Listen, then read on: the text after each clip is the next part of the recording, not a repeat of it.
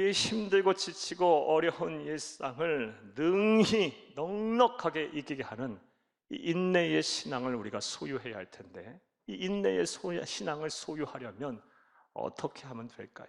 우리가 어떻게 하면 인내의 신앙을 우리가 가질 수가 있을까요? 이에 대해서 성경은 우리에게 명확한 답을 우리에게 주고 있습니다. 야고보서 5장 10절을 함께 읽겠습니다. 형제들아, 주의 이름으로 말한 선지자들을 고난과 오래 참음의 본으로 삼으라. 사랑하는 여러분, 너희가 강한 인내의 신앙을 소유하기를 원하냐? 그래서 힘들고 지치고 피곤한 일상을 회에서 넉넉히 이겨내기를 원하냐? 그렇다면 인내를 배우라라는 것입니다. 하나님이 주신 우리의 처방전은 인내를 배워라. 배우라. 누구에게 배우라?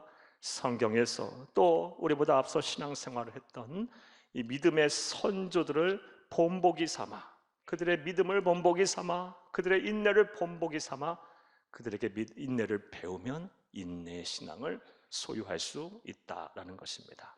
그러므로 저와 여러분들은 하나님의 말씀을 통해서, 또 기독교 역사를 통해서, 또 우리보다 앞서 신앙 생활을 하고 믿음을 지킨 우리 믿음의 선조들의 인내의 신앙을 본받아 우리 또한 강한 인내의 신앙을 소유해야 할 줄로 믿습니다.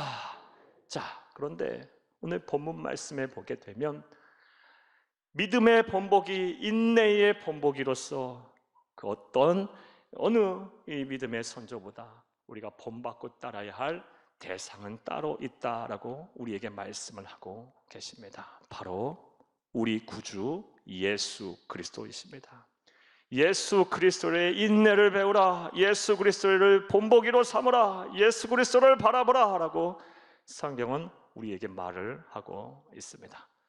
그래서 오늘은 예수님에게서 인내를 배워보려고 합니다. 예수님에게서 인내의 진면목, 우리가 이 힘들고 피곤하고 지친 일상을 어떻게 이겨낼 수 있지, 이 인내의 신앙을 배워보려고 합니다. 그의 시간 되기를 간절히 주의 이름으로 축복합니다. 자, 그렇다면 우리가 예수님에게서 배워야 할 인내의 특징, 인내의 진면목은 무엇일까요? 이에 대한 답을 오늘 본문에서 찾기에 앞서서 먼저 이 본문의 배경 설명부터 여러분에게 좀 해드리겠습니다. 사랑하는 여러분, 오늘 본문인 히브리서 12장 1절에서 3절 말씀을 온전히 우리가 이해하려면 히브리서 12장, 오늘 본문의 바로 앞장이 되는 히브리서 11장을 이해해야 합니다. 왜냐하면 오늘 본문 말씀과 히브리서 11장과는 아주 밀접한 상관관계가 있기 때문입니다.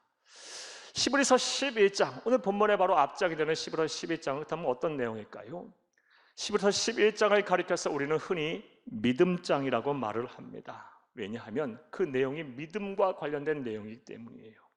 먼저 참 믿음이 무엇인가에 대한 믿음의 정의를 내린 이후에 이 참 믿음을 소유했던 구약의 믿음의 선조들, 시작은 이 아담의 둘째 아들로 최초로 순교를 했던 아벨부터 시작해서 구약의 수많은 선지자들에게 이르기까지 이 수십 명의 믿음의 선조들의 믿음에 관한 이야기를 서술하고 있기에 히브리서 11장을 가리켜서 믿음장이라고 말을 합니다.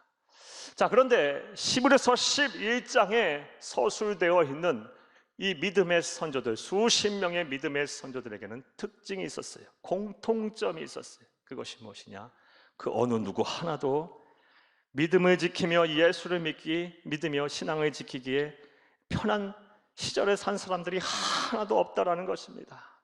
심지어 그들 모두 예수를 믿으면 죽임을 당하고 신앙을 지키면 삶을 포기해야 했고 예수를 부인하면 사는 양자택일의 기로에 다 놓였던 사람들이었습니다. 사랑하는 여러분, 여러분에게도 한번 여쭤보겠습니다. 솔직하게 여러분 마음으로 여러분 대답을 한번 해보시기 바랍니다. 누군가가, 아니 많은 사람들께 몰려와서 여러분을 향해서 예수를 부인하면 살려주고 예수를 믿으면 죽인다라고 한다면 여러분 지금 어떻게 행동하시겠습니까? 여러분 가슴 속에 여러분 진실한 음성으로 한번 대답을 한번 해보세요. 이런 양자택일의 기로에 놓였을 때 여러분은 예수를 선택하시겠습니까? 아니면 여러분의 아니와 세상을 선택하시겠습니까? 그런데 이 히브리서 11장에 나오는 믿음의 선조들은 하나같이 자발적으로 기쁨으로 예수를 선택하였습니다. 그리고 그 결과 아주 힘든 삶을 살았어요. 무섭고 참담한 고문을 받았고 핍박을 당했고 심지어 죽기까지 했어요. 히브리서 11장 36절에서 38절에는 그들이 받은 고난에 대해서 나와 있는데, 조롱을 당하고 채찍에 맞고 감옥에 갇혔으며 돌에 맞았고 칼에 찔렸고 심지어 톱에 갈려 죽었다라고 성경은 기록을 하고 있어요. 어찌 보면 그들의 삶은 세상적인 눈으로 볼 때 예수 믿고 망한 것입니다. 예수 믿고 복을 받은 것이 아니라 예수 믿고 망했어요, 세상적인 관점에서 보면. 그런데 정말 그들 예수 믿고 망한 것입니까? 그렇게 예수 믿고 처참하게 다 모든 것이 사라지고 모든 것이 없어지고 모든 것이 소멸된 것입니까? 예수 믿고 망한 것입니까? 절대 그렇지 않아요. 히브리서 11장 39절 40절에 그들의 복에 대해서 이야기하고 있어요. 함께 읽겠습니다. 이 사람들은 다 믿음으로 말미암아 증거를 받았으나 약속된 것을 받지 못하였으니 이는 하나님이 우리를 위하여 더 좋은 것을 예비하셨은즉 우리가 아니면 그들로 온전함을 이루지 못하게 하려 하심이라. 아멘. 이 세상 사는 동안 믿음의 증거를 다 받았답니다. 그러나 그들이 원하는 대로, 그들이 기도한 대로, 그들의 뜻대로는 다 이루어지지 않았대요. 하지만 하나님이 더 좋은 것을 그들에게 주셨답니다. 더 좋은 것을 준비하시고 자신들의 계획과 자신들의 뜻과 섭리와 자신들의 소원이 아닌 하나님의 선한 뜻과 하나님의 선한 계획, 완전한 계획을 가지고 좋은 것으로 그들에게 예비해 주셔서 그들을 만족하게 하셨답니다. 그때 중에 단 한 사람도 천국에 못 간 사람이 없어요. 그리고 하늘 행복의 주인공들이 다 되었습니다.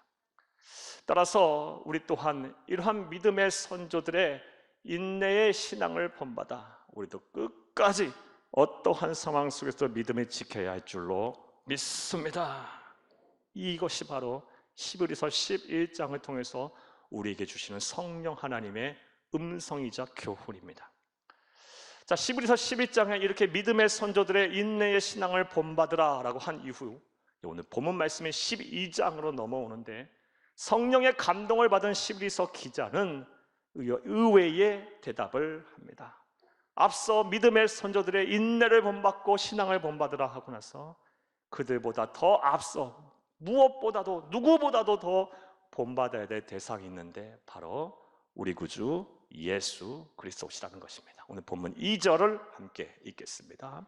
믿음의 주여 또 온전하게 하시는 이인 예수를 바라보자. 여기까지 한번 보겠어요. 믿음의 주여 또 온전하게 하신 이인 예수를 바라보자.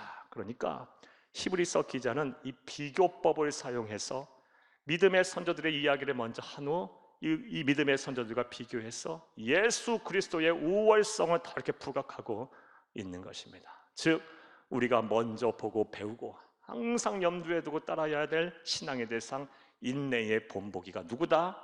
예수 그리스도이시라는 것입니다.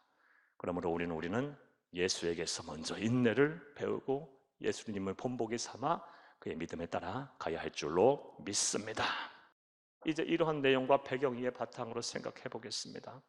사랑하는 여러분, 우리가 예수님에게서 본받아야 할 인내의 모습은, 특징은 무엇일까요? 이제부터 따라 하시겠습니다. 첫째로, 고난 속에서도 달리면서 인내하는 것입니다. 고난 속에서도 마치 운동선수처럼 다른 박질하는 달리기 하는 이 운동선수처럼 달리면서 인내하는 모습이 바로 우리 예수 그리스도의 모습이라는 것입니다. 사랑하는 여러분, 우리가 흔히 인내를 연상하고 인내라는 개념을 생각하면 인내는 정적이고 수동적인 것이라 생각하고 하기 쉽습니다.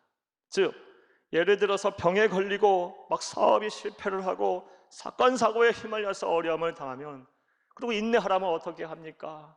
그냥 묵묵히 혼자서 꼼짝하지 아니하고 이 절망과 이 좌절을 막 속으로 썩히고 감수하면서 묵묵히 참고 견디는 것을 인내라고 생각합니다. 그게 우리가 생각하는 인내의 일반적인 생각이에요. 인내는 정적이고 수동적이다라고 생각하기 쉬워요. 그러나 우리 예수님께서 우리에게 보여주신 인내는 정적이고 수동적이지 않았어요. 이와는 정반대의 모습을 보입니다. 오늘 1절과 2절을 함께 읽겠습니다.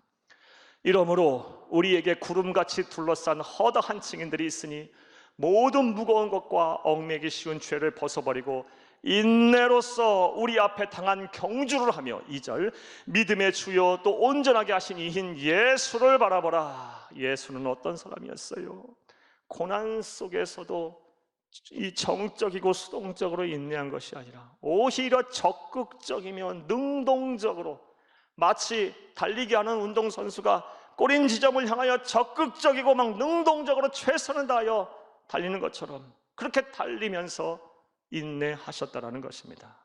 달리면서 인내하셨어요. 고난 속에서 주저앉고 혼자 감수하고 혼자 틀어박혀 앉아, 골방에 틀어박혀 앉아 끙끙 앓으며 인내하신 것이 아니라 고난 속에서 더 적극적이고 능동적으로 달리면서 인내하신 모습이 바로 우리 구주 예수 그리스도의 모습이며 우리가 본받고 배워야 할 그리스도인의 인내의 모습입니다. 자, 그렇다면 좀 더 구체적으로 생각해 보겠습니다.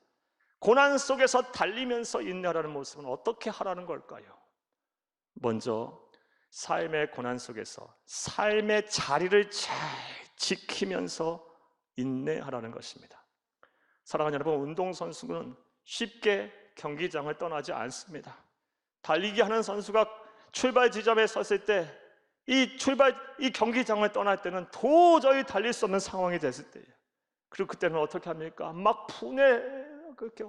막 울음을 터뜨리면서 막 아쉬워하면서 경기장을 떠나요.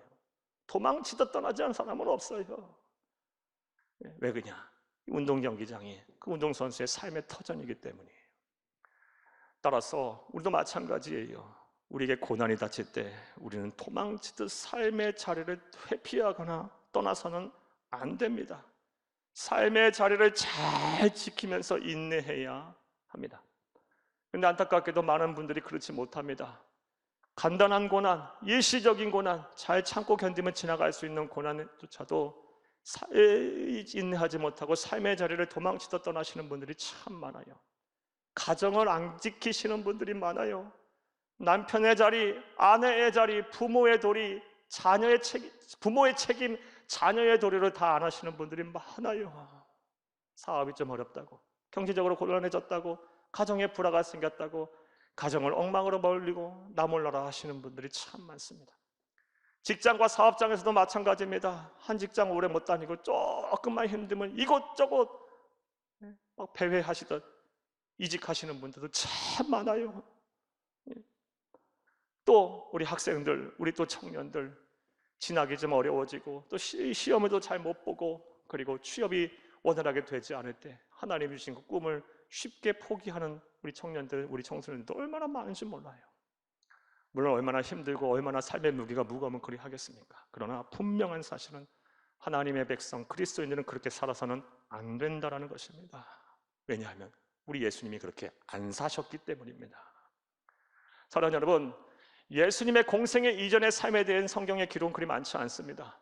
하지만 성경과 그리고 신뢰할 만한 전승을 보게 되면, 초대교회 전승을 보게 되면 예수님은 삶의 자리, 그 자리가 고난 속에 있다 할지라도 크게 적극적이고 능동적으로 삶의 자리를 잘 지키셨습니다. 신뢰할 만한 전승에 의하면 가난한 목수였던 예수님의 아버지인 요셉이 일찍 죽었다고 합니다. 그러니 우리 예수님께서, 맏아들이신 예수님께서 얼마나 힘든 삶을 보내셨을 거예요. 육신의 어머니인 마리아를 또 책임져야 했을 것이고 줄줄이 딸린 식구들, 동생들 다 건사해야 했을 거예요. 단 하루도 편할 날이 없을 것입니다. 삶의 자리를 묵묵히 지키면서 그 고난 속에서 인내하신 모습이 바로 우리 구주 예수님의 모습입니다. 그러므로 하나님의 백성인 우리, 예수님의 딸처럼 살기로 작정한 우리들은 고난이 찾아올 때 삶의 자리를 잘 지키면서 인내해야 합니다. 삶의 자리를 잘 지켜야 돼요. 가정의 자리를 잘 지키고 내 책임을 져야 할 책임의 자리를 잘 지켜야 돼요. 그러면서 하나님이 주신 힘과 능력을 구하면서 하나님이 주신 힘과 능력으로 고난을 이겨내고 인내하는 것이 바로 성도의 바른 본분입니다. 자, 예수님처럼 고난 속에서 달리면서 인내하라는 거, 먼저 삶의 자리를 잘 지키면서 인내하라는 것입니다. 또한 이 예수님처럼 고난 속에서 달리면서 인내하라는 것은 어떻게 하라는 걸까요? 나아가 고난 속에서 사명을 잘 감당하면서 인내하라는 것입니다. 사랑하는 여러분, 이렇게 사는 것이 바로 고난 속에서 달리면서 인내하는 예수님의 모습이기도 합니다. 또 예수님에게서 본받아야 할 인내의 모습, 두 번째는 무엇일까요? 따라 하시겠습니다. 둘째로, 고난당함을 기뻐하며 인내하는 것입니다. 예수님의 인내의 모습, 고난당하는 것을 기뻐하면서 인내하셨어요. 오늘 본문 2절을 함께 읽겠습니다. 믿음의 주여 또 온전하게 하시는 이 예수를 바라보자. 그는 그 앞에 있는 기쁨을 위하여 십자가를 참으사 부끄러움을 개의치 아니하시다니 하나님 보좌 우편에 앉으셨느니라. 아멘. 십자가를 기쁜 마음으로 참으셨어요. 부끄러움을 개의치 않으셨어요. 우리 주님은 악에 받쳐서 인내하지 않으셨어요. 한번 두고 보자, 절치부시 막 고진감래하면서 이렇게 인내하시지 않았어요.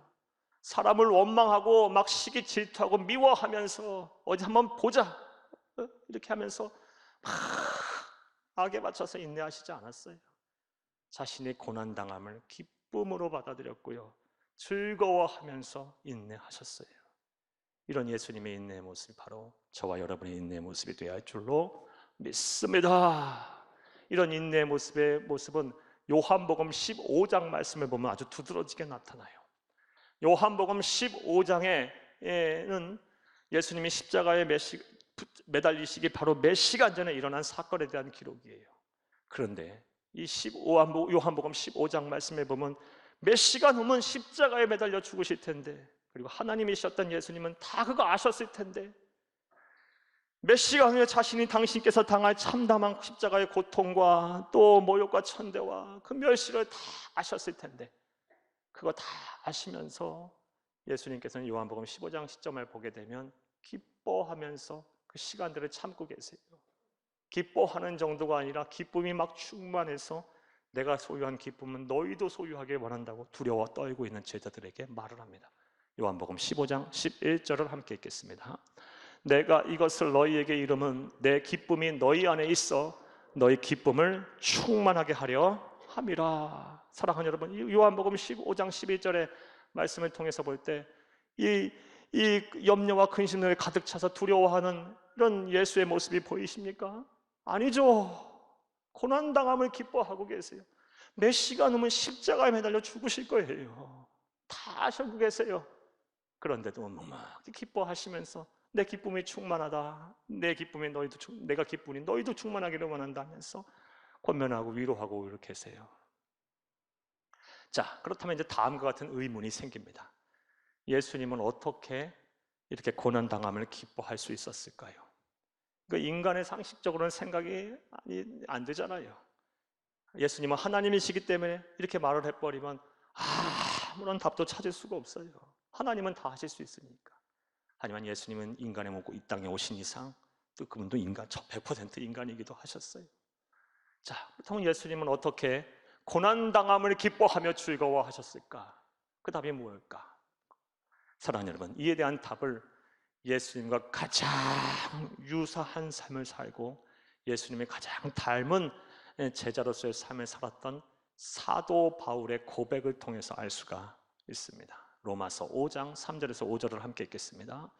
다만 이뿐 아니라 우리가 환난 중에도 즐거워하나니 이는 환난은 인내를, 인내는 연단을, 연단은 소망을 이루는 줄 알미로다. 나는 환난 당하는 것에 즐거워한다. 우리는 다 기쁘다. 왜? 환난은 인내를 낳고, 인내는 연단을 낳고, 연단은 소망을 낳기 때문이다. 즉 환난 속에서도, 고난 속에서도 즐거워할 수 있었던 이유는 사도 바울에게는 소망이 있었기 때문이에요. 소망이 무엇입니까? 앞으로 이루어질 것에 대한 선하게, 모든 것이 선하게 이루어질 것이라는 믿음과 확신이에요. 바람이에요. 그런 확신이 있었기 때문에 지금 당하는 고난이 즐거운 거예요. 기뻤던 거예요. 우리 예수님도 이런 확신이 있었기에 예수님께서 그 십자가에 모진 고통 앞에서도 즐거워하면서 기뻐하셨던 것입니다. 사도 바울의 말을 통해서도 알 수 있어. 로마서 8장 18절 말씀에 현재의 고난은 장차 받을 영광과 좋게 비교할 수 없도다. 소망을 갖고 있었어요. 또 그리고 예수님의 말씀을 통해서도 알 수 있어요. 마태복음 5장 11절 12절 말씀에 보면 내가 너희가 내 이름으로 고난받고 욕을 먹고 멸시를 당하고 박해를 받는 것에 대해서 복이 있다고 말씀하시면서 5장 12절 말씀에 기뻐하고 즐거워하라 하늘의 상이 크도다 말씀하셨어요. 사랑하는 여러분, 지금 예수를 위하여 신앙을 지키는 것으로 인해서 고난을 당하고 계십니까? 손해를 보고 계십니까? 예수 믿는다는 이유로 여러 핍박과 어려움 속에 계십니까? 견뎌야 할 것이 있으십니까? 즐거워하세요. 기뻐하세요. 이 고난 넘어 하나님께서 예비하시고 준비하신 크고 놀라운 영광이 우리를 기다리고 있어요. 물론 때로는 내 마음과 내 뜻대로 이루어지지 않아요. 앞서 우리 히브리서 11장에 우리 믿음의 선조들의 모습을 통해서 있듯이 그들이 이 세상 사는 동안 그들의 마음과 그들의 생각대로 다 뜻이 이루어지지 않았어요. 하지만 하나님께서는 그들의 생각을 뛰어넘는, 우리의 생각을 뛰어넘는 더 좋은 것을 예비하시고 그들에게 주셨고 또 우리에게 주실 것입니다. 사랑하는 여러분, 요한계시록 21장 말씀에 보면 천국에 대한 묘사가 나와요. 그 요한계시록 21장에 나오는 천국이 얼마나 아름답고 화려하고 장엄한지 인간의 언어로 표현하기가 참 두려울 정도예요. 그런데 그 중에서 요한계시록 21장 21절 말씀에 보면 천국 문에 대한 묘사가 나옵니다. 우리가 하나님의 나라 천국에 이르렀을 때 제일 먼저 보게 될 관문인 천국 문이 나와요. 그 천국 문이 무엇으로 만들어졌을까요? 요한계시록 21장 21절 함께 읽겠어요. 그 12문은 12진주니 각 문마다 한 개의 진주로 되어 있고 성의 길은 맑은 유리 같은 정금이더라. 이 천국문이 무엇으로 만들어졌다고요? 진주로 만들었대요. 그렇다면 왜 하나님께서 천국문을 진주로 만드셨을까요? 다 의미가 있어요. 진주의 뜻이 무엇인가요? 인내예요, 인내. 사랑하는 여러분, 진주 하나를 만들어지기까지 진주를 품어 꽃 만들어내는 진주 조개는 인고의 시간을 보내야 하는 거예요. 모래와 또 여러 돌덩어리들과 여러 광물질이 이 조개의 몸속에 들어올 때 얼마나 아프고 쓰라리고 힘들겠어요. 자신의 체액을 분비하고 내붙어서 그걸 모래를 다 감싸고 또 섞고 둥글둥글하게 만들어내는 그 인고의 시간, 고통의 시간을 참고 견디고 나서야 비로소 하늘의 진주가 나온 거예요. 천국문을 왜 인내를 상징하는 진주로 만들었을까? 인내가 중요하다는 거예요. 아무나 천국문을 이룰 수 있고 하나님의 나라, 하나님의 백성 영생을 소유할 수 있는 것이 아니라 인내하는 자, 끝까지 이기는 자가 이 천국문에 들을 수 있다는 것을 하나님께서 깨우치고 말씀해 주시기 위해서 천국문을 진주로 만든 거예요. 물론 구원은 믿음으로 받아요. 이건 불변의 진리예요. 그런데 믿음의 열매는 무엇으로 받습니까? 인내로 얻는 거예요. 인내하는 자가 믿음의 열매를 맺어요. 그리고 믿음의 열매를 맺는 자가 영생을 얻고 구원을 얻는 것입니다. 인내가 그만큼 중요한 거예요. 인내 신앙이. 그러므로 저와 여러분은 이 인내의 신앙을 반드시 소유해야 할 것이고 또 인내 신앙을 더 이렇게 복돋아야 돼요. 더 항상 더 공고히 가져야 돼요.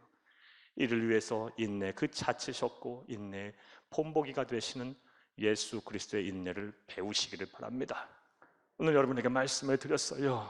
예수님에게서 배우는 인내의 모습, 삶의 고난 속에서 달리면서 인내하셨어요. 삶의 자리를 잘 지키면서 인내하셨고 고난 속에서 사명을 감당하시면서 인내하시는 적극적이고 능동적인 인내셨어요. 책임감 있는 인내셨어요. 나아가 예수님의 인내는 고난당함을 기뻐하고 즐거워하는 소망을 전제로 놓고 계시는 인내셨어요. 이런 인내, 우리가 예수님에게 배우고 인내를 소유하게 되면 현재 지금 당하는 고난이 그리 어렵지 않을 것입니다. 넉넉히 이길 것입니다.